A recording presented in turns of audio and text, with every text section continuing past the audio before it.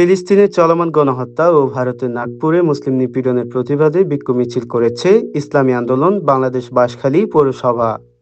বৃহস্পতিবার 20শে মার্চ বাঁশখালী বড় মাদ্রাসা থেকে মিছিলটি শুরু হয়ে উপজেলা সদরের প্রধান সড়কগুলো প্রদক্ষিণ করে উপজেলা চত্বরে গিয়ে এটি শেষ হয়। এতে সংগঠনের নেতাকর্মী সহ বিপুল সংখ্যক মানুষ উপস্থিত ছিলেন। মিছিল পরবর্তী সমাবেশে বক্তারা বিশ্বব্যাপী মুসলিম নিপীড়নের নিন্দা জানিয়ে দ্রুত এর অবসানের আহ্বান জানান।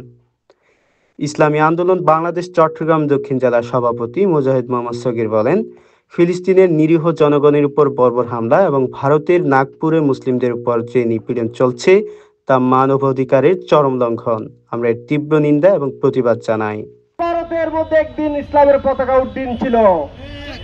আমরা বাংলাদেশের এই স্বাধীনতা পেয়েছি ভারতকে বিজয়ের জন্য, কিন্তু হাসিনার মতো সরকাররা এই দেশকে নেতৃত্ব শূন্য করে, এই দেশকে অর্থ শূন্য করে, এই দেশের মুসলমানদের ইমানি শক্তি শূন্য করে ভারতের তাবেদার বানাতে চেয়েছিল।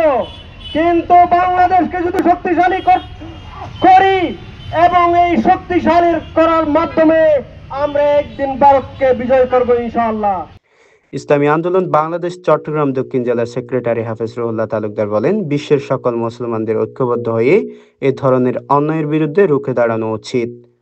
বক্তারা বাংলাদেশ সরকার সহ বিশ্ব নেতৃবৃন্দকে এ বিষয়ে কার্যকর পদক্ষেপ নেওয়ার জন্য আহ্বান জানান।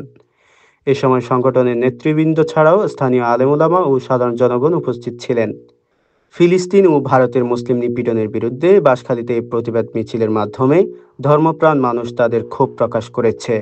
তারা অবিলম্বে বিশ্ব সম্প্রদায়ের কার্যকর পদক্ষেপের দাবি জানিয়েছেন।